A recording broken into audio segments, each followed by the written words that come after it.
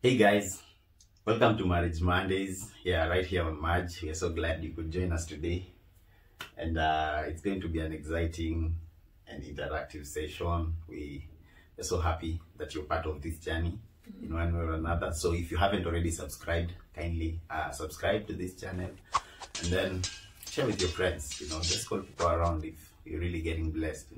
Don't just get blessed alone. Yeah.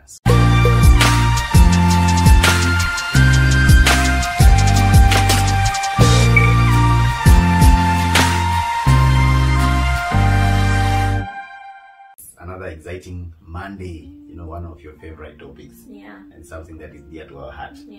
So today we are going to talk about why we chose our best couple. Why we chose our best couple. And I think it's a very important thing. It's an important thing, and I feel that everyone who is maybe preparing to get married, it's something that they need to really consider and become intentional about who they are going to choose. Not just to walk with them on the wedding day, but someone who will be there for longer days. Just beyond the wedding day. Because marriage is not just about the wedding day. A lot of people, when they are considering best couple, they're just looking at the element of, huyu atakuwa na sisi time ya wedo, and then after that, like, there is no much thought. But your best couple is somebody that should be there, like, to walk with you the whole journey. They might not even necessarily be on the lineup. Isn't True. it? It's not like a must for the best couple to be there on your lineup. A best couple is somebody that, they can be there on the lineup, but more importantly, a person who will agree and who will be ready to be part of your journey the whole 9 years. So for us, if possible, I think it should even begin when you're still dating. When you know that this is the person that I want to be with for the rest of my life, then I think it's good to look for a couple. Maybe we could call them even accountability partners, or could be your mentors. But it's good to have people whom you can be accountable to. I totally agree with that. And so for us, our best couple, for those that don't know, were Pastor Benjamin Kasancha and his wife Danu Kasancha. So they are a godly couple. They are ministers of the gospel, and they lead Reconciliation at the Cross Ministries right here in Nairobi, Kenya. And then they also have, as part of Reconciliation at the Cross Ministries, they have Go Church, where Pastor Benjamin is still the lead pastor. But they serve together with the wife, Danuka Sancha. And then Danuka Sancha also runs Pinnacle Confectioners. Mesema confectioners. Yes, your confectioners. Yes. Pinnacle Confectioners. So they do baking and all things pastries. Matter of fact, they're the ones who baked our wedding cake. A very awesome wedding cake. It was really, really amazing. Very yummy. Like top quality. So they were our best couple. So they were our best couple. So I think how did we meet with these people? So Benjamin, both Benjamins, Benjamin, our best couple, and Benjamin, my husband, and me, we were in the same class in Bible school. Mr. Japa. Just to distinguish. To make it easy for you. We met in Bible school. We were in the same class. And Pastor Benjamin and Mr. Njada, they had met prior to our being in Bible school. So they were friends. But Pastor Benjamin is very friendly, by the way. So it was easy for us to become friends, and that's why we got to connect. And then later, because at that time they were dating with Danu, and then got married on our first week of Bible school. Like, we report to class on Monday, and then Sato Jama ameenda kusema I do. That was really awesome. Though I didn't attend the wedding. Really, he had invited the whole class, but only one person went. These people are very generous. Christians are zingine tunakuanga na jokes. But anyway, so that's how we met. And then because of Pastor Benji, of course, we met Ndanu. And I remember one of the things that really drew me to Ndanu first and foremost is because we were both campers. Like, it was you know, like conversation ilianza tu hapo, like and we continued the conversation. But I just love how our friendship gelled together without any effort. And at that particular time, we were not planning that they were the ones who were going to. We were not even dating. Yeah. We just continue talking. We were. Thank you. Yes. Thank you, babe. Yeah. We were not even dating. So you see, when the friendship was formed, it was on a clear pedestal that we are not here to receive the word in Jesus' name. To do what? We are not here like to receive anything from them. It was first on a friendship basis. Yeah. And then after that is when we started dating, and I'm glad that Pastor Benjamin saw it all from the beginning, from the conception of the idea to the actualization of the whole thing. To us beginning the relationship and going forth even into marriage. We are happy that they were there to see us become.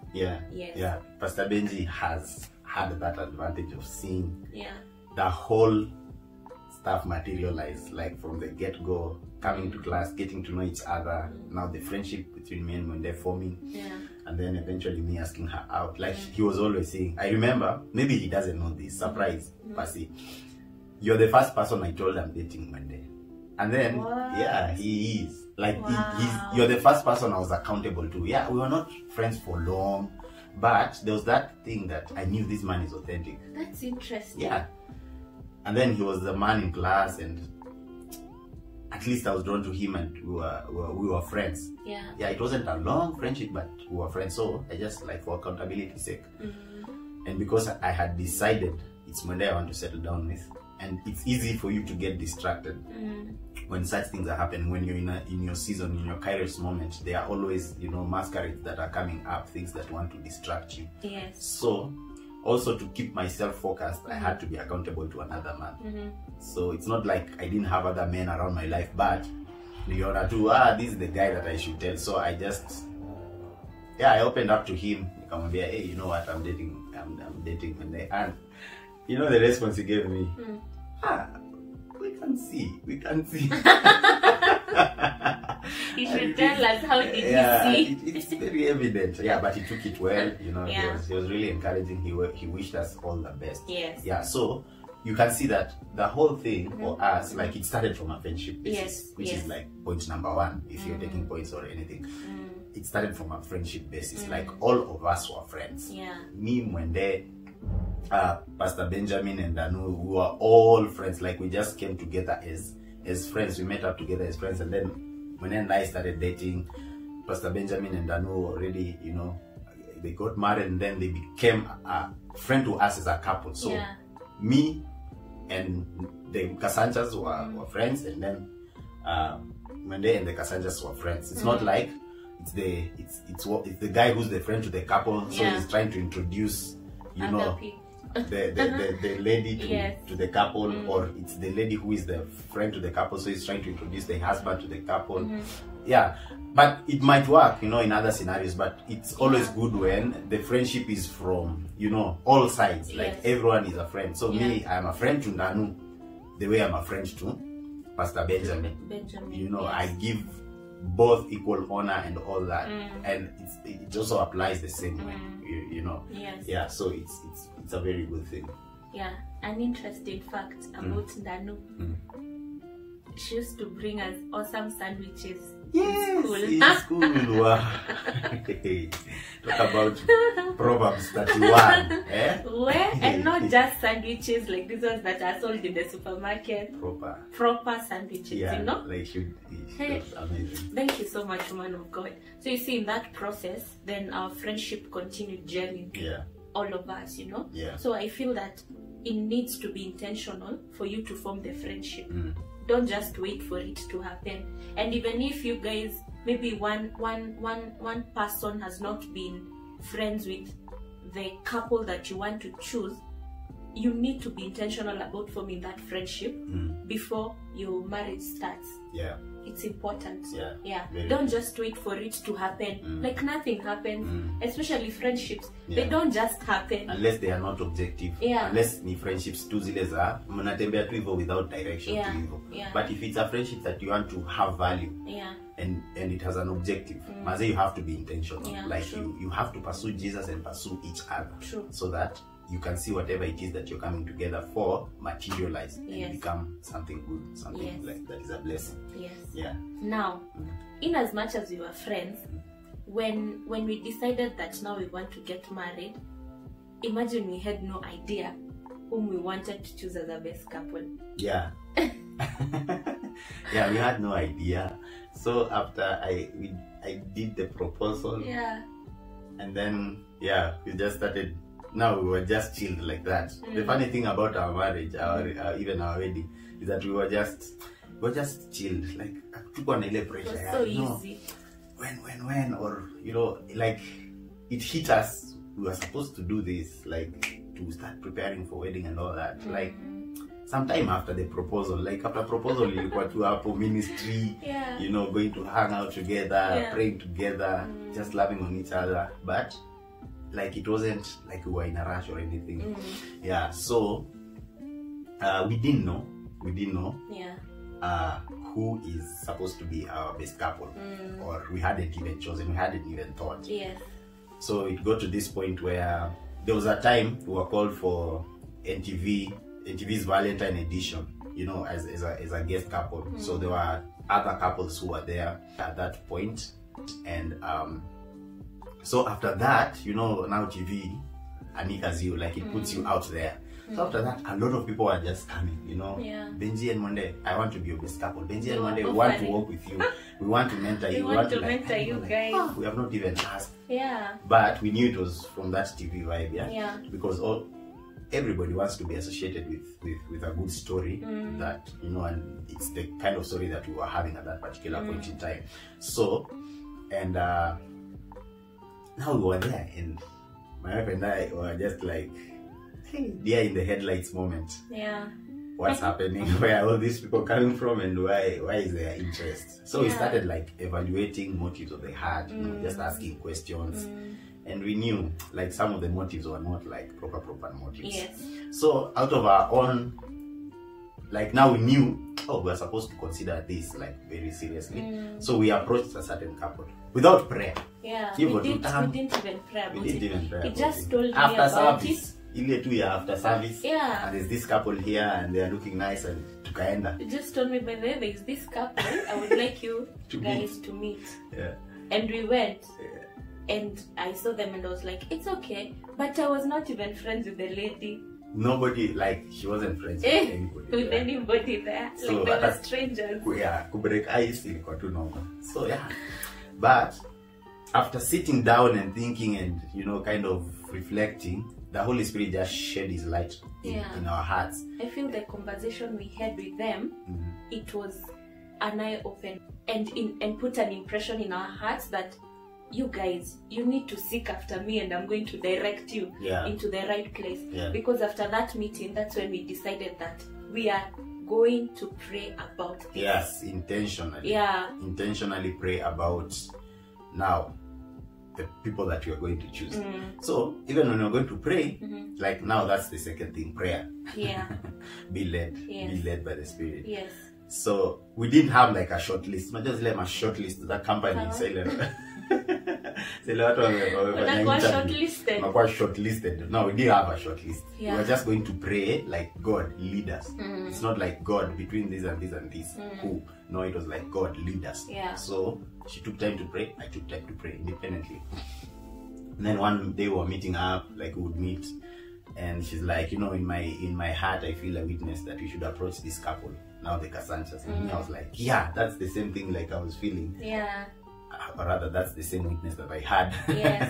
And so let's approach them. So we had a mutual agreement. Now that's another one. That there need to be mutual agreement. Between you and your spouse. Between you and the spouse. Don't be hard-headed. Whatever I say carries the day. and then your wife is not comfortable with it. Kuna wasichana wanasemanga, my way is my way. Or kula highway. Yeah, it happens. We see a lot of these things around, you know. Yeah, so it's proper that the two of you agree, because this is important. Yes. Something that she should be very comfortable with, and you should be very comfortable with, because remember, Anna said you're going to open up your whole life. Yes. And these are people you're giving authority, you know, over your lives. These are people who have that ability of coming and asking you guys what is happening. Yes. You know, where are you going? How is ministry? How is work? How is business? How are your finances? If you have children, like how is parenting? How is your sex life? How is, you know, all that, because we get asked. It's not that they are poking, it's that they love us and they are concerned. Yeah. You know, how are you guys doing? You know, we should meet up. We should, you know, come for a sleepover, do this, let's go for lunch together. Like, it's that kind of an engagement. Now, so the age thing. Remember the way, the way, like, we used to be told prior to that, we used to get people telling us that we need older couples in marriage. Yeah. I don't know why we associate that the more years in marriage, the more wisdom or substance that you hold. But it's not always true. That's not always the case. I believe it's not about the number of years that they have been, but it's about the maturity and the growth that you can see from their relationship and even from their walk with God. That's key. Yeah, what you're saying, their walk with God, and from that walk, kind of the mandate. Yes. The mandate, you know, because there are certain couples that they have a certain mandate, and it could be, you know, something to do with marriage, and family and relationships. Because I don't dispute the fact that, you know, an older couple could have wisdom, but are they inclined to share that wisdom? Because them, probably it's just wisdom for their marriage to work in their little corner and they enjoy their life. So hata mkienda kuwapea pressure ya be our best couple, be our meta couple, wanaona tu maze, it's too much. Us guys are not into that. Maybe they are marketplace people, they are not so much into quote unquote ministry. So for them, even carrying that responsibility is just a big thing. It's just a big mountain for them. So those dynamics have to come into play, you know, somehow. So this couple is very young, still very young. I don't want to say was very young. He's still very young, like age-wise, biologically, chronologically, they are very young. They're also young in marriage, like, because they celebrated their 4th anniversary in July 30. So they celebrate. They are like, by the time we were getting married, they were only 1 year in marriage. So they had not even, like, they were getting to 1 year. They were getting to 1 year because it's just maybe 7 days. So they were basically, let's give it 1 year in marriage. But we trusted. We trusted what they stood for. We trusted their hearts. We trusted their way of doing things, which is very important. Like, do you trust these people to be able to be accountable to them, to be able to get, you know, wisdom from them, and to trust that the decisions that they will help you guys make are for your best interest. You know, because there are certain times you get couples, even for us, we get approached, oh, be our best couple, walk with us, and then you give a certain, you know, a certain direction, or you make a certain decision on behalf of everybody, and then it's just bad blood. Like, people don't take it kindly. It's like, oh, you made that decision to finish me. You just made that decision maliciously. No, if you're intentional in choosing, by the time you come to me, it means that you already trust my judgment. You already trust that whatever it is that I'm going to add, the value that I'm going to bring into this whole relationship is for your best interest. So I might not be malicious. There are those cases of malice. There are those cases where people do stuff because of malice, and that's why you have to be discerning. But it's people that you need to trust, even with your heart issues. Because the other thing that is very important is confidentiality. Are you able to have confidentiality as a best couple? Are these people able to keep secrets? Because you will open up heart issues, probably past abuse, rape, struggle with things, pornography, masturbation, struggle with, you know, finances, struggle with, there is all kinds of struggle out here. Yeah. And you want a safe space where when you come and you open up, you don't find it tomorrow, tuko. Tuko. You know? Yeah. Tuko hapo hivyo like headlines ni, you know, city pastor, I'm a city business mogul, recently married, having issues, Yeah. You don't want that. So you want that level of confidentiality, which we found with this couple. Yeah, that's true. So so when now we approached them, you're the one who disclosed, and disclosed to them that this is what we want you guys to work with us. And I remember Pastor Benji like asked us, why us? And I feel they wanted to know if we really meant it, or if we were just saying for the convenience, you know? And these are the people who are nearest. Who are nearest and all that. But and of course we had an answer to that, and some of the things that you have just mentioned, that even if they were young, we felt that these are people who could help us grow, and these are people who believed in marriage. Yeah. There is no one day that they would talk trash about marriage, you know. They are mindful about their words in regards to marriage, and they see all good things concerning the institution of marriage. And you know, as a couple, you want people who are cheering you onto the right direction, that even when you have messed up, they are ready to just bring you back into light and continuously lead you towards the right direction, which is leading even to the growth of your relationship. So I believe, because I remember like during my bridal shower, you know, there are many things that are talked about during bridal showers, which I have done some of the lies that are told in bridal showers. It is one of the videos down below, so maybe you could just look at them. But I remember like Danu was very key, because we had talked concerning some of the things that I've had in other bridal showers, and I wouldn't want them to be emphasized on mine. And so she was very key in putting an impression concerning that. So I remember there are some of the things that people would share, maybe their experiences in marriage and all that, and she was quick to interject and say like, no, that's not marriage, like this is the way marriage happens. And you see, from that perspective, like my mind had a sober approach and idea concerning the whole institution of marriage, you know. So you don't want someone who is feeding your mind with all wrong things and forming a wrong foundation concerning marriage, because somehow it's going to affect you. Even if you think that it's not affecting you directly, it is really going to affect you. So guys, that's it for today, but part 2 of this conversation. So let's keep the conversation going. Okay, bye.